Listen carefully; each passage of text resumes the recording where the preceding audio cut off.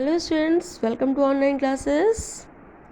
आज आप क्लास 6 में हिंदी सेकंड पढ़ने जा रहे हैं। हिंदी सेकंड में पार्ट 5। पार्ट का नाम है पर्यायवाची शब्द। पर्यायवाची शब्द को हम समानार्थी शब्द भी कह सकते हैं। ठीक है, अब देखिए पर्यायवाची शब्द किसे कहते हैं। तो इसका उत्तर है जिन शब्दों के अर्थ में समानता हो या समान अर्थ वाले शब्दों को समानार्थी शब्द या पर्यायवाची शब्द कह सकते हैं। ठीक है, एक ही अर्थ को प्रकट करने वाले शब्दों को, देखिए दोनों परिभाषाएं एक ही हैं, बस कहने का तात्पर्य या कहने के जो शब्द हैं वो अलग हैं।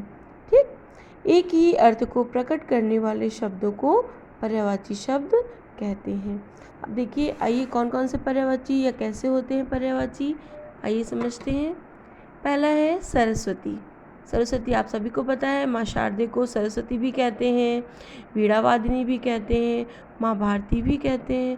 ठीक है, तो आप समझ में आ रहा होगा कि सरस्वती एक शब्द है लेकिन उसके यहाँ पर 3 शब्द दिए हुए हैं। कौन कौन से? वाणी, शारदा और भारती, जबकि तीनों का अर्थ समान होता है सरस्वती।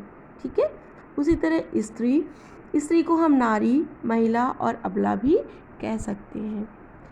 हाथी, हाथी को गज, कुंजर, हस्ती, इन तीनों में से कुछ भी कहेंगे या इसका अर्थ समान आ रहा है तो ठीक है, इसीलिए इसको समानार्थी शब्द इसीलिए कहते हैं क्योंकि अर्थ सभी के अर्थ समान आते हैं। ठीक, पर्वत, पर्वत का है गिरि, शैल, पहाड़।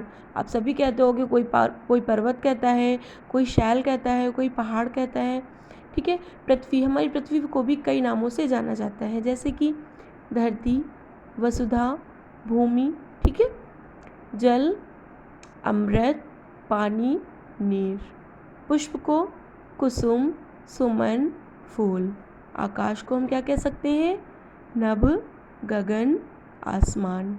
सूर्य को क्या कह सकते हैं? रवि, दिनकर, भास्कर। ठीक है, ईश्वर, ईश्वर को तो हम बहुत सारे नामों से जानते हैं, लेकिन इसमें से कुछ नाम ये हैं जैसे भगवान, प्रभु, परमेश्वर। ठीक, कमल, कमल को हम क्या कहेंगे? जलज, पंकज, अम्बुज। नदी को जलमाला, सरिता, नद। इसी तरह पवन को हवा, वायु, अनिल। माता को जननी, अम्बा या माँ। तो बच्चों आपने देखा कि शब्द एक है और उनका अर्थ भी समान निकल रहा है, लेकिन शब्दों में परिवर्तन है। ठीक, लेकिन अर्थ में कोई परिवर्तन नहीं है। ये कहते हैं तब भी ठीक है और ये कहते हैं तब भी ठीक है, तो इनका अर्थ समान हो रहा है, इसलिए शब्दों को समानार्थी शब्द या पर्यायवाची शब्द कहते हैं। ठीक है, आपको समझ में आ गया होगा। इसको आप सभी बच्चों को ये पर्यायवाची शब्द याद करने हैं। एग्ज़ाम में इन्हीं शब्दों में से कोई एक शब्द या कोई एक अर्थ आपको बताना होगा।